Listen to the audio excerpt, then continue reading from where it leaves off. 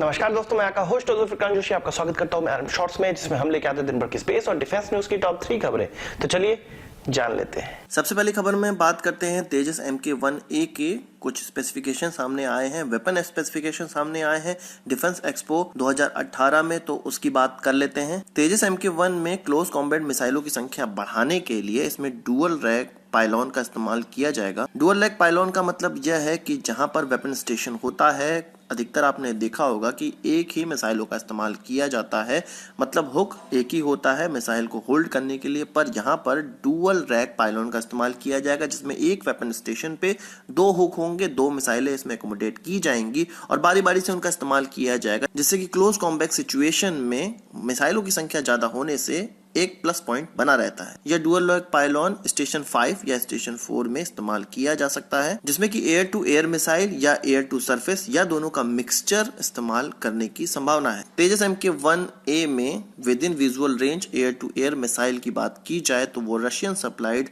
R-73 का ही इस्तेमाल किया जाएगा, जो कि लगभग 88 किलो की है और 50 किलोमीटर तक मार कर सकती है। इससे पहले इजरायली पाइथन 5 का इस्तेमाल किए जाने की संभावना थी, पर यह Russian supplied missile Israeli supplied Python 5 से हल्की है और पाइथन 5 का जब इस्तेमाल किया जा रहा था तो एक्सेसिव वाइब्रेशन विमान में आ रही थी, जिसके कारण उसको ट्रायल से ही बाहर कर दिया गया। इसके अलावा अन्य मिसाइलों की बात की जाए तो IWER जिसकी रेंज 100 किलोमीटर तक की है, इंडिया की अस्त्र मिसाइल जिसकी 75 किलोमीटर की रेंज है, यह 2 एयर टू एयर मिसाइल इस्तेमाल किए जाने की भी पूरी संभावना है। आपको याद होगा कि एक एम्फीबियस विमान जो कि हम जापान से खरीदने का प्रयास कर रहे हैं, जो कि शिनमेवा इंडस्ट्री द्वारा मैन्युफैक्चर की जाती है और US-2I इसका नाम है, जो कि एक search and rescue maritime surveillance aircraft है और इंडियन नेवी इसको खरीदना चाह रही है, 2015 से ही खरीदना चाह रही है। तो इस क्षेत्र में एक नया अपडेट आया है डिफेंस एक्सपो 2018 में, जो कि चेन्नई में हुआ था।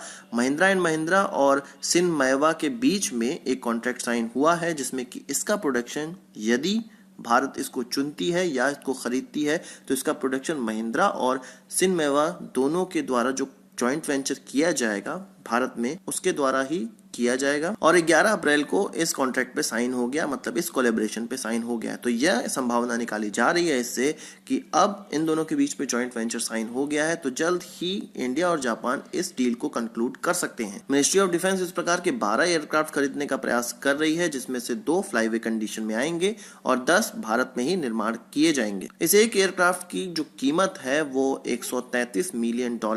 कही जा रही है, पर यह भी कहा जा रहा था कि 10% का इसमें डिस्काउंट भी भारत को मिल गया है जापान के द्वारा 2016 में, और अब इसका दाम $113 मिलियन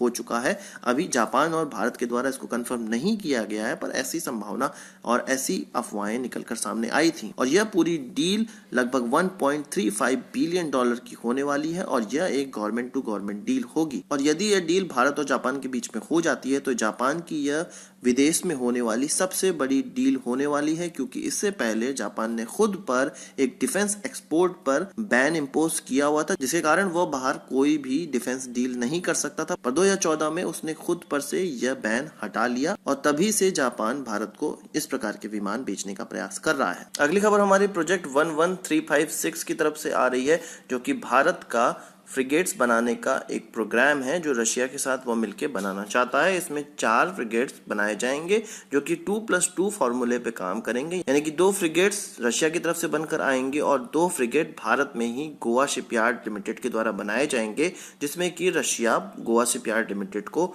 असिस्ट करेगा और ये एकदम बिल्कुल नए फ्रिगेट्स होने वाले हैं। तो यह खबर निकलकर सामने आई है कि इसका कॉन्ट्रैक्ट जून में अब साइन हो सकता है। इस कॉन्ट्रैक्ट में 2 चीजें सामने निकलकर आई हैं। जो रशिया के द्वारा बनाया जाने वाला फ्रिगेट्स होगा, उसकी कीमत पे नेगोशिएशन अब हो चुका है और ये $1.1 बिलियन के बनेंगे, जो कि रशिया के द्वारा फ्लाईवे कंडीशन यानी कि रशिया के द्वारा ही बनाकर भेजे जाएंगे। और रशिया के द्वारा जो गोवा शिपयार्ड लिमिटेड में हमें असिस्ट किया जाएगा, तो मटेरियल भी रशिया के द्वारा ही भेजा जाएगा और जितना मटेरियल भेजा जाएगा उसका जो दाम होने वाला है वो $200 मिलियन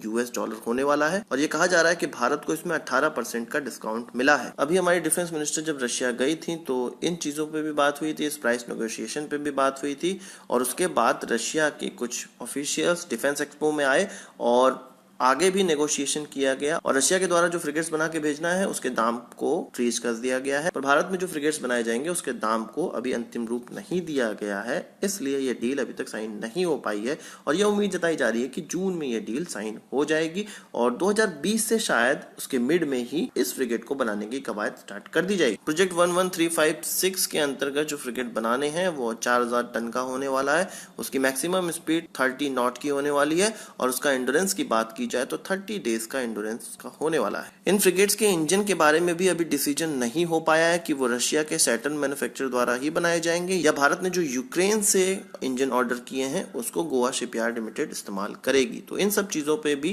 डिस्कशन होना है और इन चीजों पे अभी कोई राय नहीं बन पाई है। दोस्तों 3 खबरों के बाद अपनी बोनस खबर की बात कर लेते हैं। तो महिंद्रा डिफेंस ने इजराइल की एक कंपनी जिसका नाम है एरोनॉटिक्स, उसके साथ एक MOU साइन किया गया है जिसके तहत ऑर्बिटर 4 अनमैन्ड एरियल व्हीकल का भारत में ही निर्माण किया जाएगा और इसका इस्तेमाल इंडियन नेवी द्वारा किए जाने की संभावना है। जब इसका मैन्युफैक्चरिंग या जॉइंट वेंचर भारत में चालू हो जाएगा तब इसको इंडियन नेवी को प्रस्तुत किया जाएगा और उनके द्वारा यदि इसको सेलेक्ट किया जाता है तो इसका इस्तेमाल इंडियन नेवी करेगी। यह अनमैन्ड एरियल व्हीकल बहुत बड़ा व्हीकल नहीं है, इसके द्वारा केवल 50 किलोग्राम का पेलोड ही ले जाया जा सकता है और इसका जो मैक्सिमम फ्लाइट एल्टीट्यूड है वो 18,000 फीट का है जो कि काफ़ी अच्छा है और मैक्सिमम इसका एंडोरेंस 24 घंटे का है जो कि वह भी बहुत अच्छा है। पर इसका इस्तेमाल किसी भी प्रकार से हथियार ले जाने के लिए नहीं किया जा सकता है, ये केवल और केवल सर्वेलांस के लिए और पेट्रोलिंग के लिए इस्तेमाल किया जा सकता है इंडियन नेवी के द्वारा। एरोनॉटिक्स के ऑर्बिटर 4 द्वारा जो पेलोड ले जाया जा सकता है वो इस प्रकार से हैं: maritime petrol radar, cellular interception sensors, satellite communication system, synthetic aperture radar,